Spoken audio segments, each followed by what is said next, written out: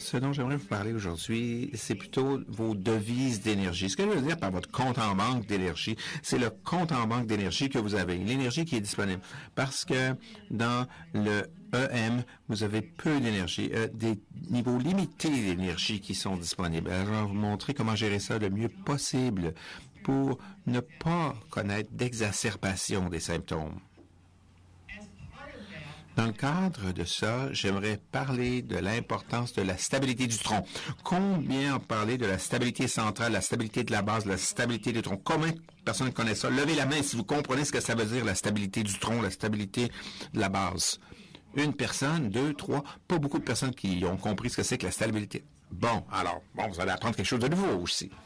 Alors, ce que j'aimerais parler un peu ici, c'est de structurer vos activités physiques pendant la journée pour améliorer votre fonctionnement physique d'ensemble tout en évitant les exacerbations des symptômes.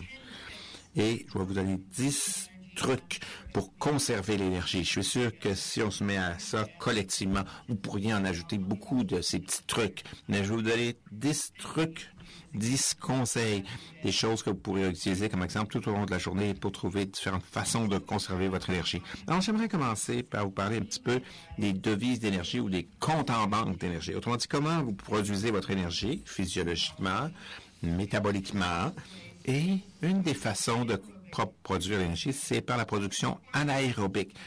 Ça prend pas d'oxygène si on veut produire de l'énergie de cette façon. C'est anaérobique. Il y a deux façons de faire ça. Il y a le système à court terme, anaérobie à court terme.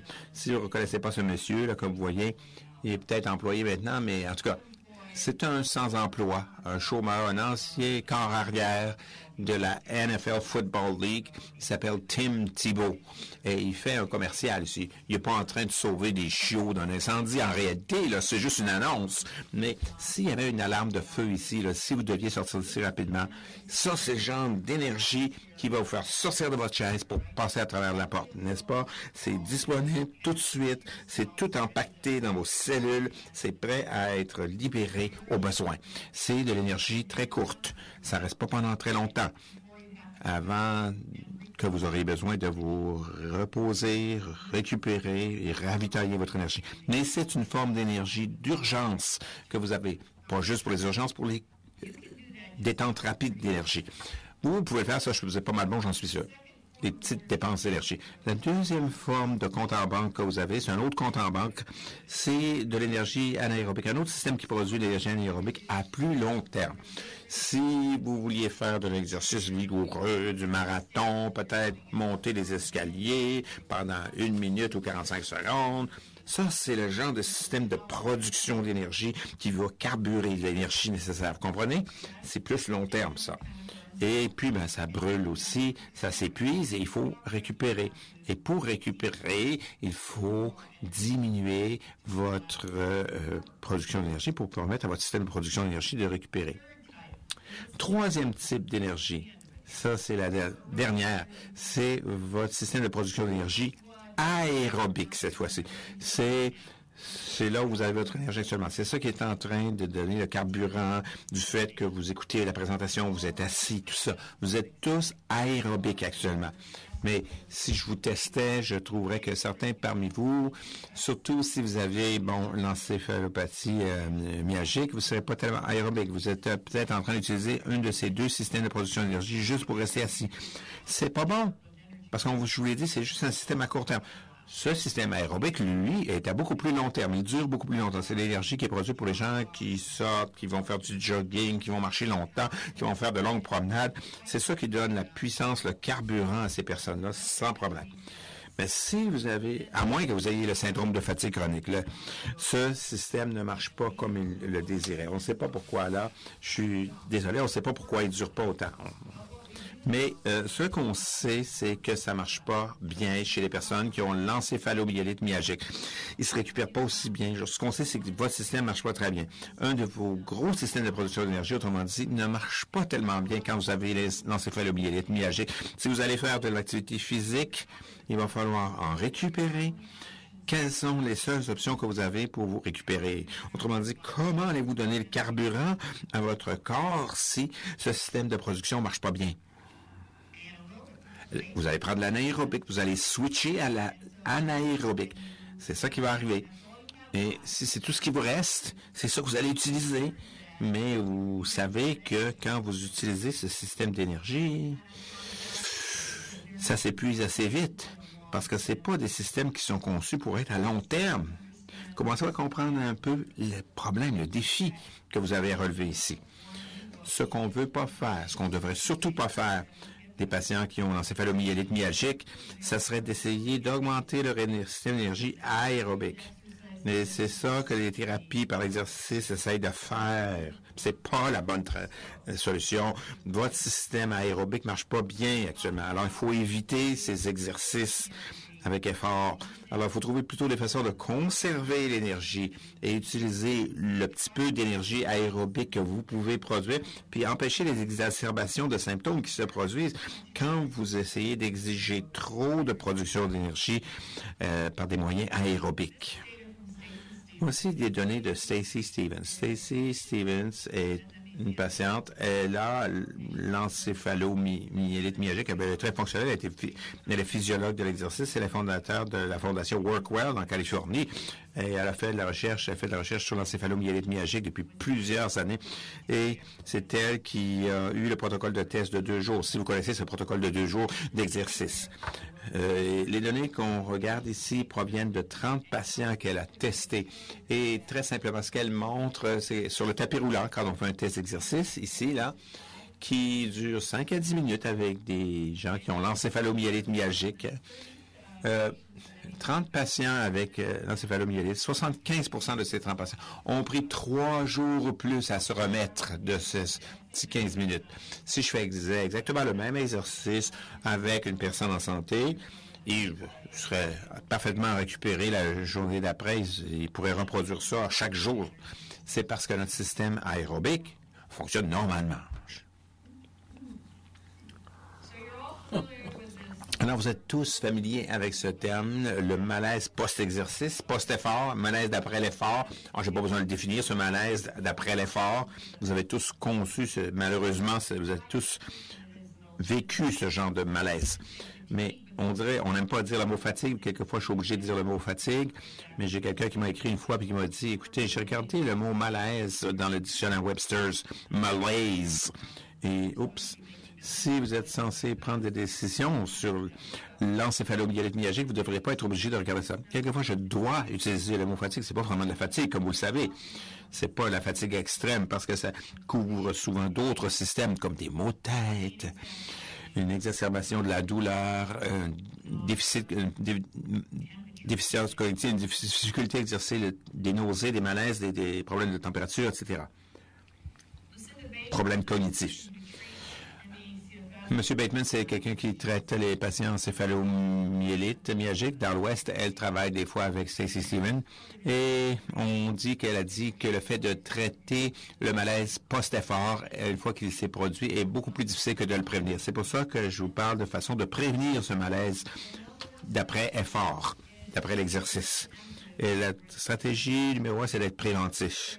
Autrement dit, d'organiser votre journée d'une façon que vous avez des réserves et vous n'allez pas exploiter ce niveau de besoin, trop d'énergie qui va aller causer vos symptômes. Alors, attendez pas d'arriver à un effondrement avant de faire quelque chose. Si vous pouviez parler à Stacy Stevens, elle gère bien ces symptômes de malaise d'après l'effort, malaise post-exercice. À midi, elle va se coucher pendant 1 heure, ou vers midi, disons, peu importe. Elle va se coucher pendant 1 heure à midi. Et elle va se fermer les yeux, relaxer, se détendre. Qu'elle se sente bien ou pas. Si elle se sent bien, oh non, je peux continuer. Non. Elle va se coucher. Parce qu'elle sait que ça marche pour elle. Et si vous y pensez, pour vous-même, au lieu de vous pousser au point où vous allez épuiser vos réserves d'énergie, pensez à ceci, à une façon de protéger ces réserves d'énergie. Pendant combien de temps il faut se coucher? Ça dépend de vous. Ça dépend de vos symptômes. Mais si vous pensez intégrer ça dans votre horaire journalier, alors vous allez peut-être vous apercevoir que 15 minutes, ça va bien marcher pour vous. 16, 60 minutes, 75 minutes, peu importe, il faut jouer un peu. Mais si ça vous empêche d'avoir des exacerbations, ça en vaut la peine de faire ces petits tests, n'est-ce pas? Deuxième stratégie, c'est le rythme. Ce que je veux dire par le rythme, c'est de travailler tout au long de votre journée d'une façon que vous ne forcez pas votre corps d'aller vers un système de production d'énergie qui ne marche pas très bien. Et ça va être varié d'une personne à une autre. Vous allez devoir trouver ce qui marche bien pour vous dans le rythme de vos activités. Mais déterminer si oui ou non ça marche pour vous, c'est toujours une fonction de savoir si vos symptômes s'empirent ou pas. Avez-vous des exacerbations? Si vous avez des exacerbations, vous n'avez pas le bon rythme. Alors, on va parler un peu plus de cela. Le niveau d'activité et le type d'activité que vous choisissez de faire ou que vous faites, que vous pensez que vous devriez faire, ça va toujours dépendre selon votre état de bien-être ou de mal-être. Et si oui ou non, vous avez des exacerbations.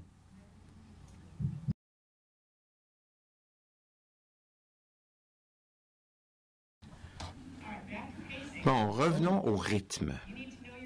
Vous devez connaître vos déclencheurs, savoir quel genre d'activités vont déclencher des crises. C'est pas nécessairement très physique. Peut-être c'est trop de lumière ou quelque chose que vous avez bu, quelque chose que vous avez mangé. Peut-être trop de temps devant un écran. On fait beaucoup d'écrans. Hein? Trop de temps devant ce tout petit écran-là. Ça change la conformation squelettique de nos os. Et ce qui est plus important dans le rythme, c'est qu'il faut penser de façon cyclique plutôt que linéaire. Ce que je veux dire par là, c'est que au lieu de planifier votre journée comme si, OK, je vais me lever, je fais mon lit ou je le fais pas, en tout cas, je vais faire ci, je vais faire ça, c'est très linéaire, là. Après ça, je vais faire ci, 1, 2, 3, 4, 5. Vous devez penser à accomplir certaines choses en prenant un peu de repos, en se restaurant, puis on fait un cercle et on recommence par un autre cercle, par un autre cycle. Donc, vos cycles comportent toujours une période de récupération. Vous commencez pas la journée pour aller jusqu'à la fin de la journée de façon linéaire, bang, bang, bang, bang. Vous comprenez? Et ensuite, prévoyez à l'avance. Quelquefois, il y a des choses qui vont se produire. Des fois, vous allez en avoir une exacerbation. Des fois, vous n'avez pas envie de sortir. Des fois, vous n'avez pas envie de préparer des repas. On va en parler aussi. Ayez des choses dans votre maison. Ayez des aliments tout prêts à partir si vous ne vous sentez pas prêt à faire le repas. Et essentiellement, vos idées préconçues, mais enfin, vos idées actuelles par rapport à ce qui est normal pour vous doivent être redéfinies. Ce que vous faisiez avant de façon régulière, c'est pas comme ça que vous devez faire actuellement pour éviter les exacerbations de symptômes, les poussées de symptômes. Ou peut-être que vous étiez une joggeuse ou vous étiez très physiquement active dans votre profession. Mais comment votre activité physique doit se modifier pour ne pas faire des poussées de symptômes et commencer à entrer dans des tâches qui vont demander beaucoup d'un point de vue aérobique.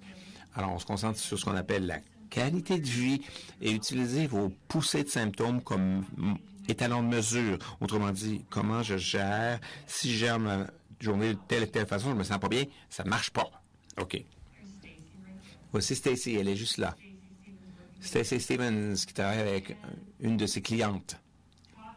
Et parlons un peu de stratégie, d'activité physique. Elle lui montre des exercices, même si je n'ai pas de mots, là, en faisant ce qu'on appelle des mouvements fonctionnels. C'est un des volets d'un bon programme d'activité physique pour vous, d'augmenter ou préserver la force de votre corps pour pouvoir faire les activités de type fonctionnel sans stresser de façon exagérée votre métabolisme énergétique d'une façon qui ne fonctionne pas bien pour vous.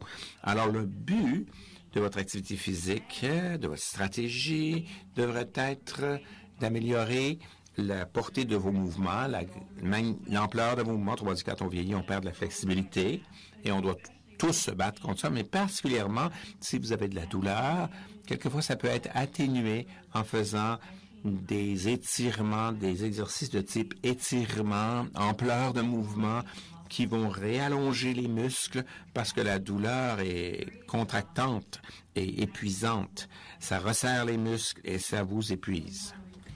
Donc, on veut récupérer la longueur normale des muscles. Ce qu'on va faire, c'est on va améliorer notre programme, puis améliorer notre force fonctionnelle. Alors, vous voyez ici, il travaille sur les bras, les jambes, les hanches. Alors, c'est les mouvements qu'il faut faire pour monter, descendre l'escalier. Alors, les éléments clés qu'il faut regarder, les concepts clés dont on va parler, c'est l'activité physique, c'est du mouvement à partir duquel on réussit à récupérer. C'est bien, vous êtes les seuls à le connaître. L'activité physique doit vous permettre de vous restaurer physiquement et mentalement, c'est-à-dire vous rétablir à votre niveau d'équilibre. Peut-être que votre stratégie d'activité physique marche pas trop bien.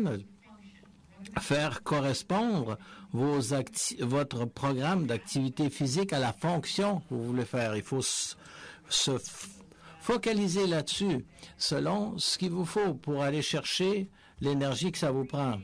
Alors la respiration focalisée, la respiration par le nez, alors c'est très, très important. Si vous avez de la douleur, souvent vous ne faites pas ça du tout. Qui sait ce que c'est de respirer par le nez? Est-ce qu'il y a qui le pratique?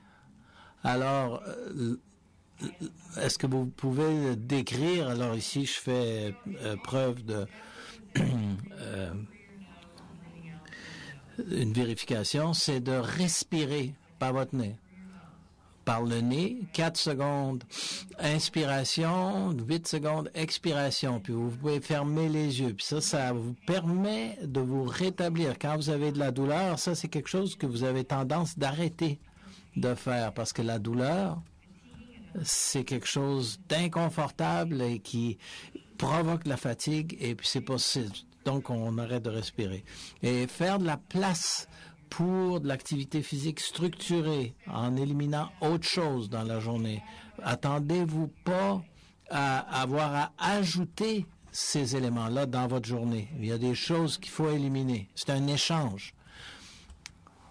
Donc, alors si on regarde,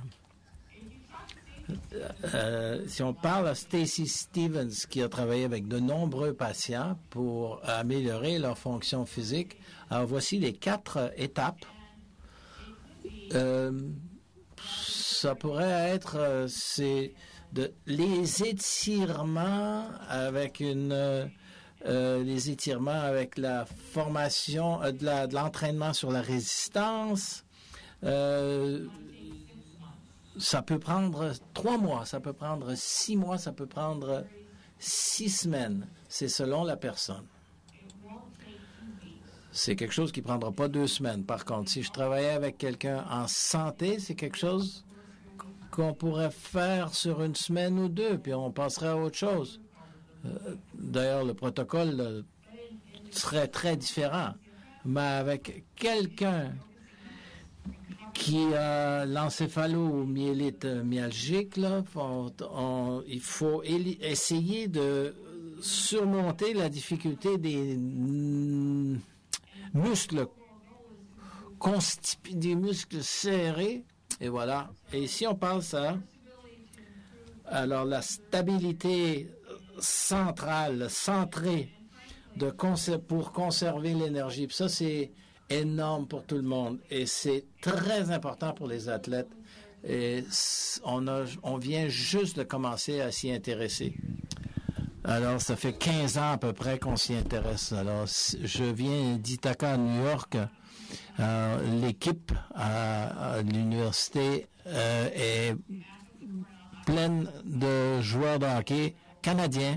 Alors, la moitié de ces joueurs-là ont rapporté l'or pour vous, ces femmes-là. Alors, jusqu'à récemment, elles aussi ne se préoccupaient pas de la stabilité centrale.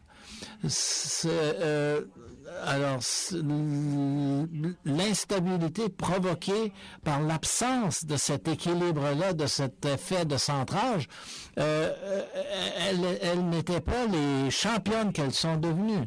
on parle du transfert d'énergie d'une partie du corps à l'autre tout en protégeant l'épine dorsale. Alors, si je parlais à un thérapeute physique, alors je parlerais, c'est une interrelation des structures, différentes cultures centrées. Alors, c'est des muscles, c'est les os, c'est les ligaments, c'est les tendons, ce qu'il y a d'ici à même un peu plus bas jusqu'au genou. Alors, ça, c'est la partie, le centre du corps. Alors, quand ce centre-là il est stable, alors ça permet une mobilité distale. Qu'est-ce que ça veut dire? Quand votre centre est fort et stable, tout ce que vous faites avec vos mains, avec vos jambes ou avec vos pieds, c'est extraordinairement efficace en termes d'énergie. Puis si votre centre est faible, si vous essayez d'ouvrir une porte qui est bloquée ou une fenêtre, puis vous n'êtes pas fort dans votre centre, vous allez travailler beaucoup plus avec vos jambes pour vous stabiliser et vous allez ça va stresser toutes les jointures partout, beaucoup plus.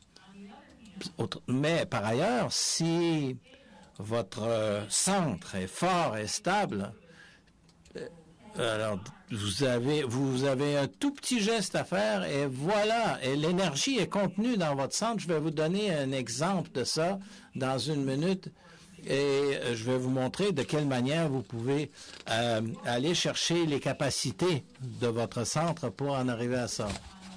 Alors, la première étape, c'est d'aligner la colonne vertébrale. Tout se passe mieux dans les fonctions vitales du corps, le réseau lymphatique et tout ça. Et ce qu'on voit ici, l'oreille est au-dessus de l'épaule. L'épaule est au-dessus de la hanche, puis qu'on voit pas le genou, puis tout ça, mais tout ça est aligné. Alors, voici une colonne vertébrale droite. Alors, la tête, qui pèse 12 livres, soit dit en passant. Alors, d'habitude, on voit, au fur et à mesure qu'on vieillit, on commence à avoir le dos courbé, la tête avance, les muscles de la poitrine deviennent serrés. Alors, on est plié aux hanches, et puis vous voyez, comme ça, on avance. Mais est-ce que vous reconnaissez cette position? Aussi, quand on voit ça, et quand ça se passe, et puis si on perd l'alignement de la pauline, l'alignement de la colonne, alors vous voyez, alors 15 kilogrammes. Vous voyez que la tête et tout ça, c'est beaucoup plus lourd que parce qu'on l'a avancé comme ça, le menton, et alors ça dépasse la ligne de stabilité. Plus on vieillit, plus la gravitation nous tire vers le sol, on commence à avoir le menton encore plus projeté vers l'avant, puis là, on a 42 livres de tête, c'est-à-dire 20 kilos à peu près de tête sur les épaules, ce qui est beaucoup plus lourd que le 15 kilos que ça devrait peser. Alors, ici, on voit la première position, la position centrale, l'alignement de l'oreille jusqu'aux hanches. Vous vous souvenez que c'est en ligne droite. Quand vous faites ces exercices, si vous choisissez de les faire, vous devriez demander à quelqu'un de vous surveiller, de vous assurer que vous êtes bien aligné. Quand vous ne l'avez jamais fait, vous pouvez facilement ne pas savoir qu'est-ce que ça veut dire d'être droit. Ça prend quelqu'un qui vous regarde. Alors, vous devez aller prendre conscience de votre équilibre.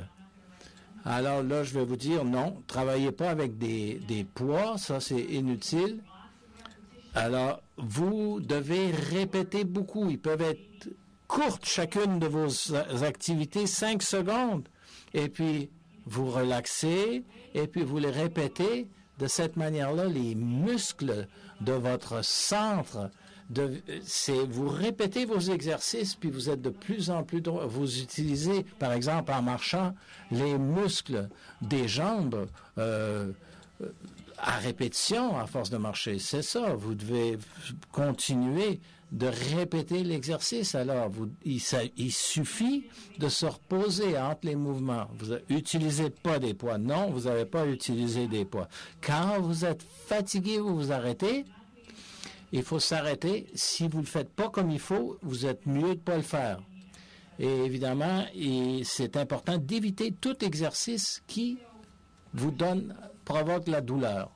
Alors ici, on va en faire quelques-uns. On va trouver votre centre à vous.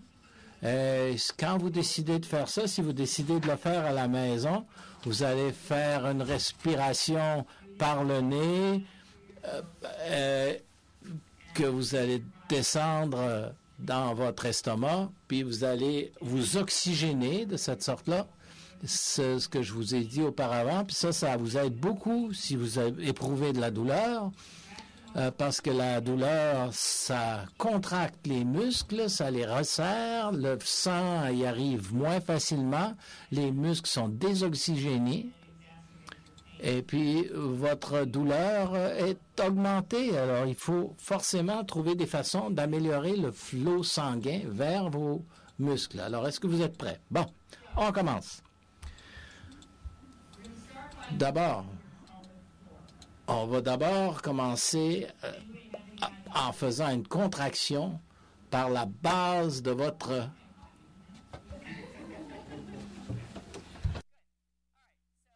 plancher pelvique.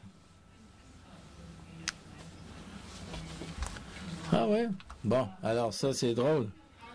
Alors, comment est-ce que... Kegel. Ouais. Alors, pour les hommes, Kegel, ce serait quoi?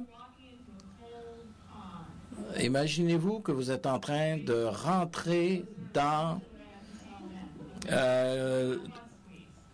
de l'eau très froide. Alors, soulevez vos bijoux, dit.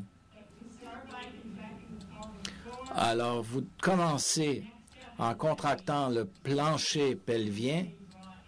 Alors, vous rentrez votre nombril vers la colonne vertébrale, vous le rentrez profondément et il faut qu'il rentre et remonte. Alors oui, donc, ensuite, vous soulevez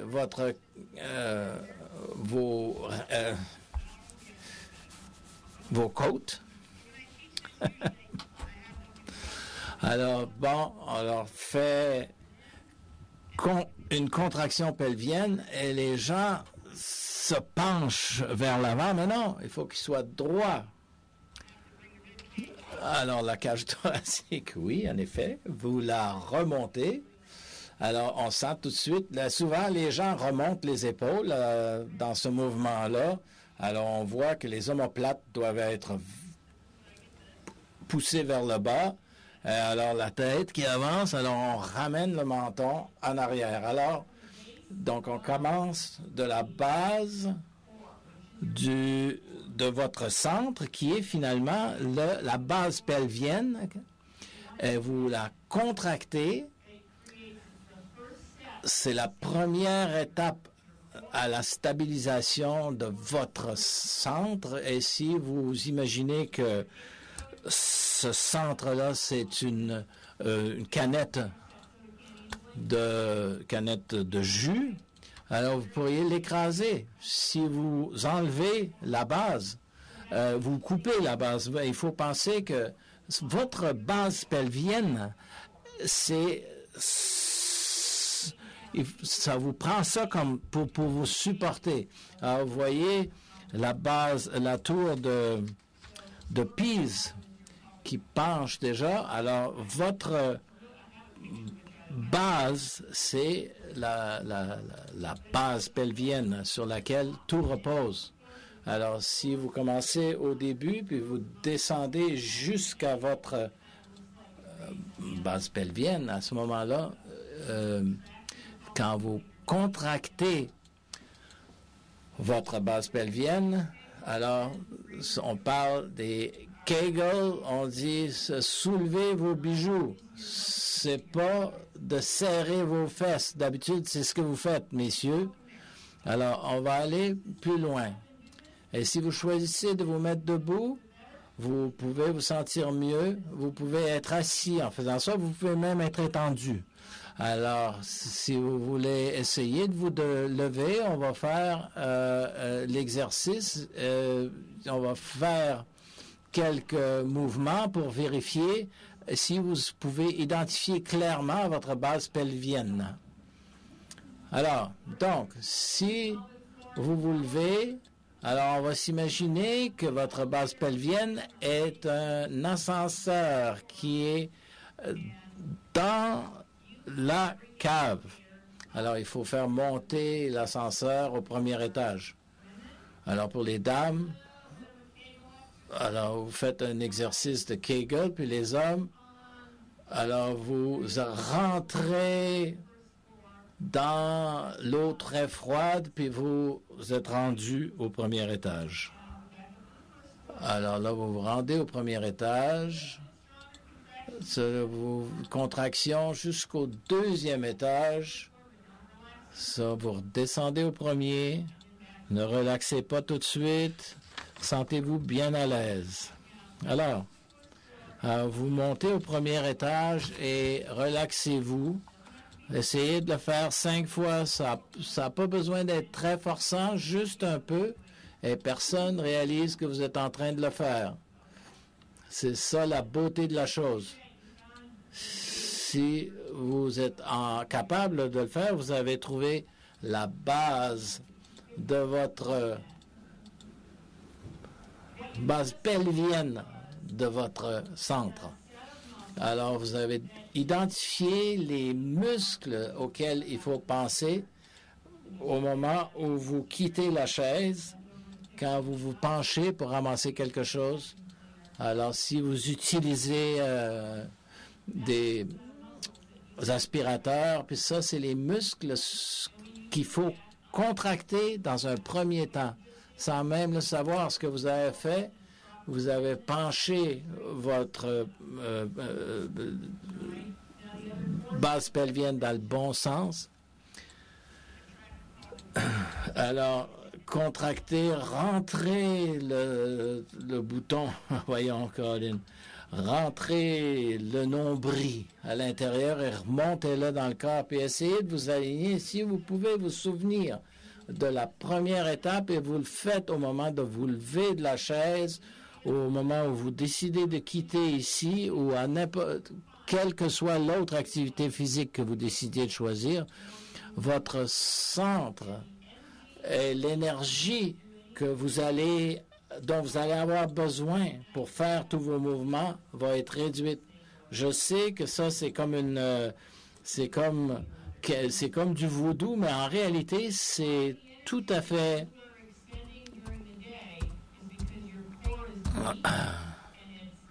Alors, c'est que votre centre est faible et vous manquez de stabilité et vous prenez beaucoup de temps à retrouver votre équilibre et ça nuit quand le centre se renforce et devient plus stable. Il va falloir que vous me fassiez confiance là-dessus. Vous avez déjà vu des gens marcher sur une planche de 4 pouces de large, puis qui font toutes les poutres. Et ça c'est ce qu'ils font. Et c'est la façon de rester droit sur la poutre. Alors, leur stabilité, leur centre est absolument stable. Alors, vous pouvez être assis sur votre chaise, vous faites votre Kegel, vous soulevez vos bijoux. Alors, vous rentrez votre nombril vers la colonne vertébrale. Alors, ça, c'est rien, c'est pas comme ça que ça marche, mais ça, c'est des photos qui montrent qu'il y a des gens qui sont capables de faits extraordinaires.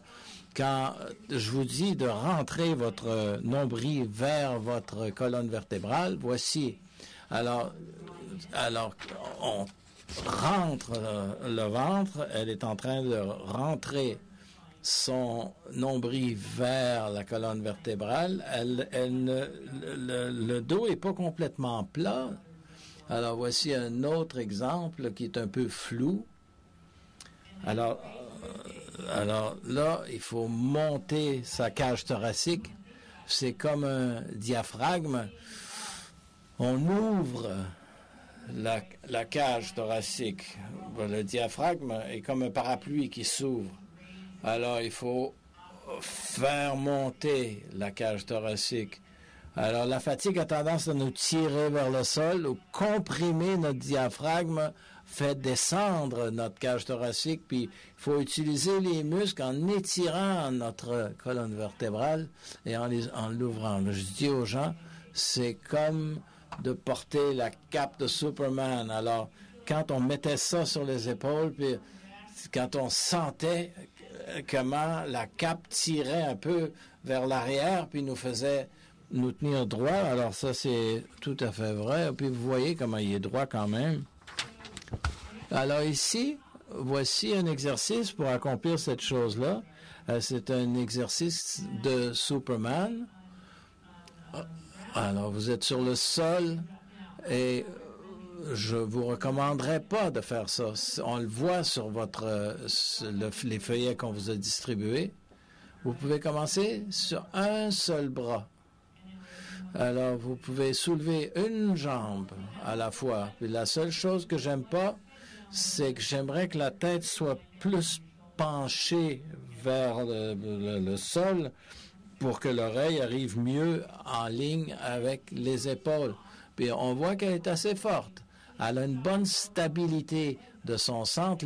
Les deux jambes et les deux bras sont soulevés. On peut commencer par un bras, une jambe, etc.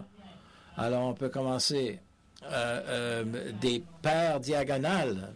Bras droit, jambe gauche, jambe droite, bras gauche. Alors, vous allez constater qu'une des diagonales est plus forte que l'autre, là, parce qu'en fait, là, on est un petit peu tout croche pour ça, soit dit en passant, en déséquilibre naturel. Alors, je vous recommande pas nécessairement cet exercice-là avec le poids. Ne utilisez pas de poids pour vos activités. Alors, vous voyez,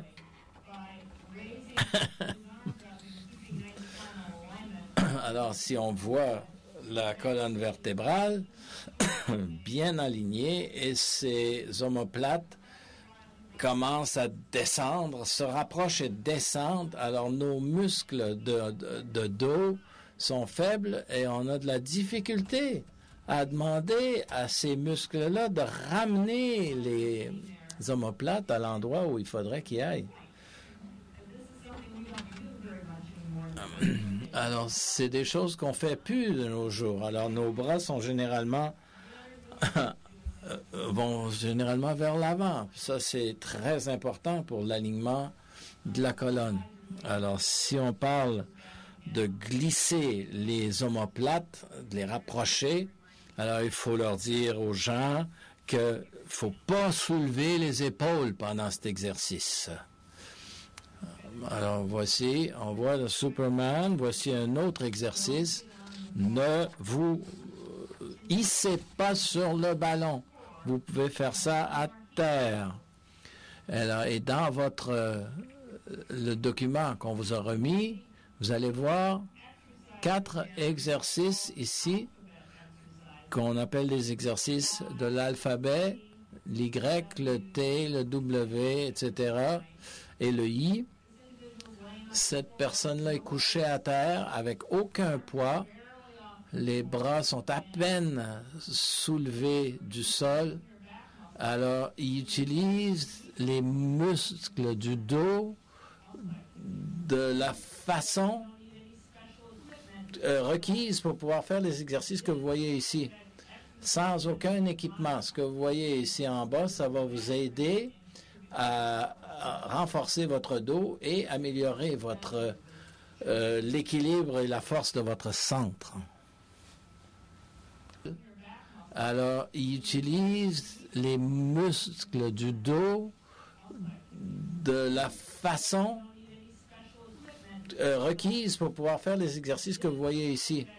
Sans aucun équipement. Ce que vous voyez ici en bas, ça va vous aider à renforcer votre dos et améliorer votre l'équilibre et la force de votre centre. Alors, ramenez votre menton. Alors, les gens le poussent vers l'avant parce que la gravitation a tendance à vous tirer vers l'avant. Et les muscles de la poitrine sont serrés parce qu'on passe toute notre journée à appuyer sur sur une dactylo, en fait, dactylographié, ça, c'est sa nuit, puis la tête devient de plus en plus lourde. Alors, il faut l'empêcher. Vous voyez ce qu'il fait? Alors, il s'appuie sur le mur et il ramène son menton vers le mur en appuyant légèrement sur le mur. Alors, il suffit de trouver un mur. Je suis sûr que vous pouvez en trouver un. Vous vous tenez droit, puis vous appuyez légèrement votre tête au mur. Alors ici, cette petite fille n'a pas entendu notre conférence. Avant l'âge de 4 ans, les enfants le savent très bien. Elle est droite d'une manière extraordinaire. Alors sa stabilité, la stabilité de son centre était extraordinaire. Une fois qu'il commence à aller à l'école puis à être assis dans une classe, alors ils vont perdre ce beau sens-là. Alors ça, c'est l'exercice du chien de chasse. Ça a l'air simple, mais en réalité, pour être parfaitement droit là-dessus, le bras pourrait être légèrement plus haut, puis de demander à quelqu'un de vous regarder au moment où vous le faites, ça vous aiderait beaucoup. Bon. Mais elle a commencé avec un Kegel, elle a rentré son ventre, alors elle a soulevé sa cage thoracique, les omoplates ont été ramenés aussi, parce qu'ici, il y a quelque chose il y a une tension parce qu'elle n'a pas été capable de soulever le bras à la bonne hauteur. Alors, le bras est ici. Il n'y a pas de vitesse. Vous le faites. Vous rentrez dans cette position-là et vous essayez de vous mettre droit et de tenir cette position-là. Alors, vous voyez le chien de chasse ici. Elle a un problème de dos. Alors, la jambe ne monte pas tout à fait assez haut. Alors, bon, on peut marcher, courir, rentrer dans l'auto. Alors, tout ça, ça devient très serré. Elle a les muscles de la poitrine serrés. Alors, il y a du renforcement à faire pour le dos et de travailler sa flexibilité. Ça, c'est quelque chose de très bien à commencer dans les feuilles qu'on vous a distribuées. Alors, c'est sûr que de s'asseoir sur un ballon comme ça, moi, je vous recommande d'essayer une chaise d'abord. Ça, le ballon, c'est exigeant pour votre équilibre. Vous cherchez à être 90 degrés ici et 90 degrés là. Cherchez la bonne hauteur de chaise et de soulever la jambe et rester bien droit. Et ça va représenter un bon exercice pour votre centre. Quel est le premier exercice que vous faites? Alors, Kegel. Et puis, enfin, après tout ça, vous soulevez la jambe. Il n'y a aucune vitesse reliée à ça. Ces exercices-là n'ont rien à voir avec la vitesse. Alors, ça, c'est le Y, le T, le W et le L. Ils sont très faciles à faire sur le plancher. Et ici, la personne le fait sur un banc à haltères. Bon, alors, rapidement, l'activité physique structurée, ça fonctionne, ça marche. Si vous le faites avec modération, avec beaucoup de modération, avec une progression lente, utilisez toujours les poussées de symptômes comme votre sirène d'alarme. En d'autres termes, si vous poussez vos symptômes, si vous ne vous récupérez pas, vous en faites trop. Par exemple, pour augmenter votre force et votre flexibilité, si vous commencez avec un ensemble de 4 répétitions, comprenez-vous la terminologie, 4 reps, comme on dit, là, un set de 4 reps, le faire 4 fois, on respire, monter sur un tabouret, monter sur un petit tabouret, là, comme ça, alors, ou une poussée sur le mur, toujours, répéter 4 fois, un exercice avec la chaise, je ne le ferai pas sur les chaises que vous avez parce qu'elles ont des roues, ça peut être dangereux, mais vous poussez. Le soulèvement d'orteils aussi. 4, toujours des répétitions de 4. 1, 2, 3. C'est soulèvement sur les orteils, soulèvement sur les pointes. Puis vous prenez une pause. Si vous pouvez faire ces exercices, et si ça va bien, vous pouvez les faire pendant une semaine ou 2, sans avoir aucun symptôme supplémentaire. Là, vous commencez à augmenter progressivement d'un ensemble de 4 répétitions à 2 ensembles de 4 répétitions. Et attendez que ça dure environ 3 mois. Passez à 2 fois 4 répétitions. Puis, vous allez voir, avec la stabilité centrale dont on a parlé, la stabilité du tronc, vous allez voir que votre équilibre va s'améliorer. Vous ne vous sentirez pas aussi fatigué à faire les mêmes tâches que vous faisiez il y a 3 mois.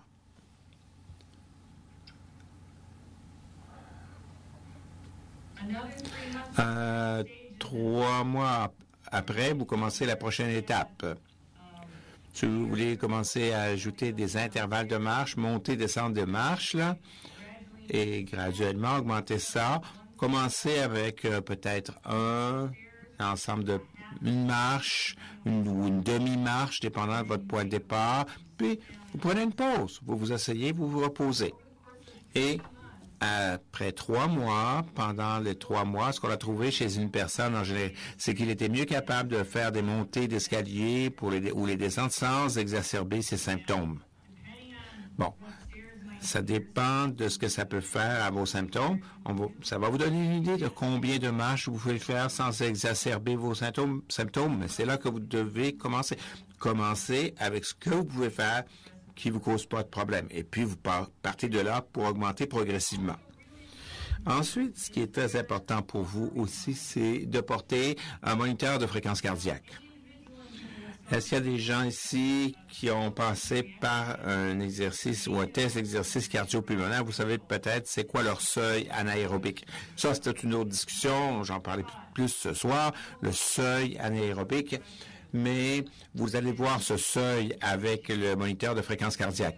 Quand on connaît cette information, on peut commencer à porter un moniteur de fréquence cardiaque. Quand on arrive à cette fréquence, on vit sa vie pour toujours rester en dessous de cette fréquence cardiaque. Parce que ça, c'est la fréquence où, vous vous souvenez, le niveau d'énergie au début, le compte en banque d'énergie, ça, c'est la fréquence cardiaque à laquelle votre production d'énergie commence à se déplacer d'un système à l'autre d'une façon plus exigeante qui ne marche pas très bien pour vous.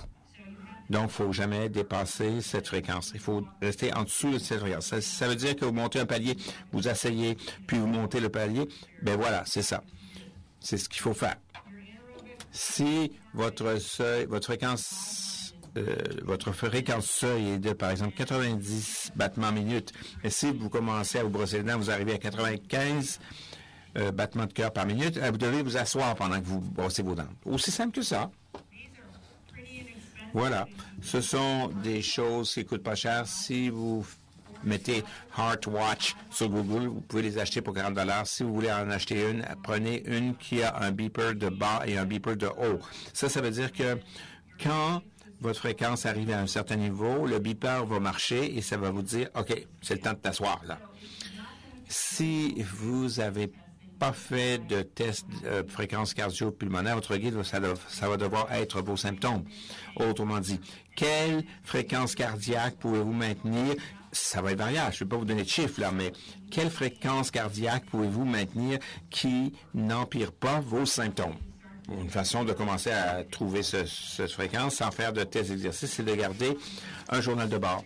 Mettez le moniteur de fréquence, puis Quand vous avez fini une activité, regardez votre fréquence cardiaque, écrivez cette fréquence à différents moments dans la journée, et à la fin de la journée et le lendemain, faites la même chose, écrivez comment vous vous sentez.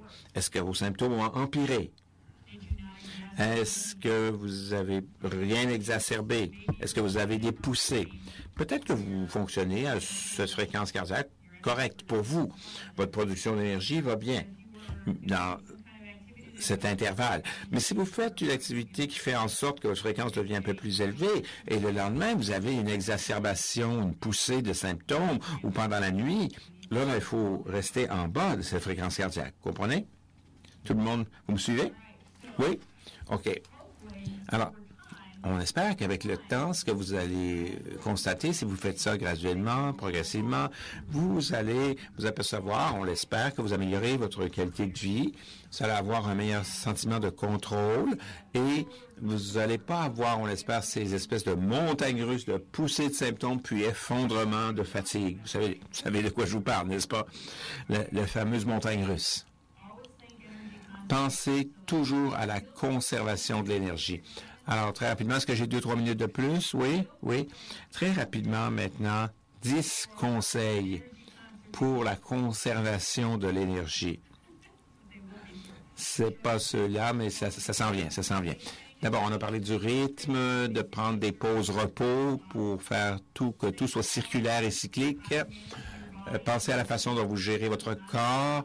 Certains d'entre vous ont choisi, par exemple, de ne pas être debout quand je vous ai demandé de vous mettre debout. C'est parfait, ça. C'est ça qu'il faut faire, justement. Écoutez votre corps. Regardez si vous êtes assis ou debout. Qu'est-ce qui peut vous aider à vous tenir debout? Ça peut être une canne, ça peut être n'importe quel appareil d'aide. Si vous êtes hypermobile, qui pourrait vous aider à conserver l'énergie. Et pensez à la façon dont vous structurez votre journée, comment vous équilibrez les tâches faciles avec les tâches lourdes. Ne mettez pas vos tâches difficiles toute la même journée pour dire « OK, je vais me récupérer pendant une semaine ». Non, non, ne faites pas ça là. Parce qu'il faut éviter les poussées. Et non pas gérer les poussées. Il faut les éviter, les poussées. D'accord? Utilisez des appareils fonctionnels pour rester debout au besoin, comme des cannes. Alors, apprenez à dire oui ou non. Hein? Il y a des gens qui acquiescent, il y a des gens qui disent non. Sachez dire non. Dites non à tout ce qui va manger votre énergie. Et dites oui lorsque quelqu'un s'offre pour vous aider. Dites oui. Ou quelque chose qui ne vous mange pas votre énergie. Numéro 2, prioriser. Sachez qu'est-ce qui est le plus important à faire pour vous. Assurez-vous que votre journée est circulaire, que vous avez repos, activité, repos, période de restauration, asseyez-vous ou couchez-vous autant que possible. Surtout si vous êtes hypotensif, si vous faites de l'hypotension, les gens qui ont de la difficulté, qui ont des chutes de tension, asseyez-vous autant que possible. Chaque fois que c'est possible. Numéro 3, choisissez des choses simples à porter. Mais rendez le maquillage simple pour les femmes, là. La coiffure simple pour les femmes, OK? Donc, vous pouvez voir que moi, en tout cas, je passe pas beaucoup de temps ou d'énergie sur mes cheveux. Des vêtements infroissables, OK? Imaginez que vous êtes tout le temps en Floride. C'est ça. Des choses faciles à mettre dans la valise, faciles à traiter. Si vous ne pouvez pas lire, ça dit, je t'avais dit de ne pas aller là. Pauvre petit mouton qui a reçu toute une chevelure, toute une permanente, là. Et dans la douche, avez-vous une chaise dans la douche? Sinon, allez en chercher une, parce que vous pouvez très bien être assis pendant que vous prenez votre douche, au lieu d'être debout, puis vous prenez un peignoir, au lieu de vous essuyer avec un serviette, prenez un peignoir, ça va en ratine, ça va faire pareil. Utilisez le répondeur. Laissez toujours le répondeur, puis filtrez vos appels. Répondez seulement quand vous pensez avoir besoin de répondre.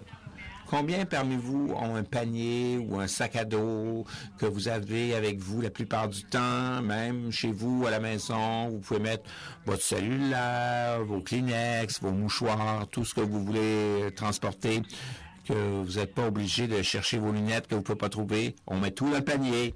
Ils sont toujours là. Moi, c'est pour ça que j'ai une corde. Ils sont toujours là, mes lunettes. Est-ce qu'il y en a qui font ça, ce petit panier pratique? Alors, toutes les choses sont là. On ne va pas s'énerver. Ah non, il faut que je retourne en haut pour les trouver. Non. Pensez à faire ce petit panier.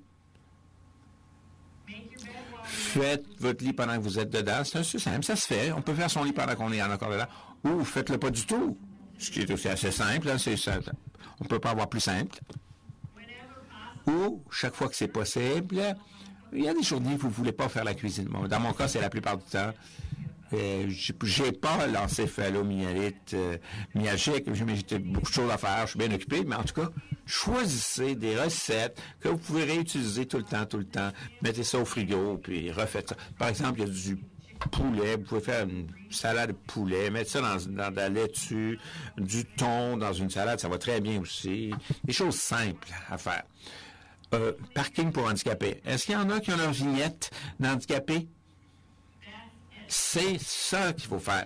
Combien parmi vous sont des patients ici? Écoutez, il y a beaucoup plus de patients que de gens qui ont des vignettes. Alors, je vous encourage à obtenir une vignette et à l'utiliser. Aux États-Unis, on va au ministère des véhicules, au service des véhicules automobiles, c'est là qu'on l'obtient. Je ne sais pas comment vous faites ça ici, là, mais tirez-en profit, faites-le, si vous pouvez l'avoir. Vous n'améliorez pas votre fonctionnement physique en vous stationnant le plus loin possible en arrière d'un stationnement pour aller au supermarché faire votre épicerie. Et finalement, comment impacter l'épicerie? C'est simple. Les choses périssables, les choses qui doivent aller au frigo ou au congélateur tout de suite, empaquetez-les dans un seul contenant. Le reste, mettez ça sur la table. Vous ferez ça plus tard, à un autre moment. Faites les choses urgentes qui doivent aller au frigo rapidement. Comme ça, avec 2 sacs différents. Quand vous allez au magasin, apportez-vous une liste. Comme ça, vous n'êtes pas obligé d'errer sans fin pour vous demander de quoi vous avez besoin. Et si vous pouvez trouver un supermarché qui livre, c'est encore mieux. Faites faire la livraison. Pour résumer tout ça, le but, c'est d'éviter les poussées des symptômes. Pensez de façon circulaire et non linéaire. Alors, vous faites quelque chose, puis vous prenez une pause, vous vous restaurez. Puis vous passez à la prochaine chose, vous prenez une petite pause, vous vous reposez. Vous passez à la prochaine chose, vous reposez. C'est votre journée. C'est circulaire tout au long de la journée. C'est pas, on commence par A, on zoome sur la piste de course comme un petit hamster qui est sur sa roulette, et puis on se sent terrible à la fin, on s'effondre. Il faut dormir 3 jours. Comprenez bien vos activités de la vie linéaire. Comprenez les limitations. Je vous connais pas assez, mais vous pouvez le faire. Comprenez qu'est-ce qui vous limite. Si vous prenez un journal de bord, il faut porter attention à ce qui va pousser vos symptômes. Évitez ça. Et pensez toujours circulaire. Augmentez votre stabilité de votre base, de votre tronc. Vous pensez que c'est une médecine de charlatan ou quoi, là. Mais non, c'est des exercices importants pour stabiliser votre plancher pelvien, stabiliser votre tronc. C'est à ça qu'il faut penser chaque fois que vous faites quelque chose de physique. Quand vous vous levez d'une chaise, là, quand vous allez vous lever, là, faites un petit Kegel, rentrez votre nombril près de votre épine dorsale, puis levez-vous. Vous allez voir que ça change complètement la quantité d'énergie dont vous avez besoin pour vous lever. Activité physique structurée pour améliorer graduellement la fonction physique. Faites les mêmes exercices pendant 3 mois avant de passer au niveau suivant. Puis, utilisez toujours des stratégies de conservation d'énergie. Si vous n'avez pas votre petit panier, votre petit sac là, dans la maison, là, pensez à le faire peut-être. Ça, on appelle des petits lecteurs, des petites lunettes qui sont toujours avec vous. J'ai perdu environ 20 paires de lunettes avant de les attacher avec une corde. Je suis plus obligé d'aller à la chasse aux lunettes maintenant. Merci beaucoup.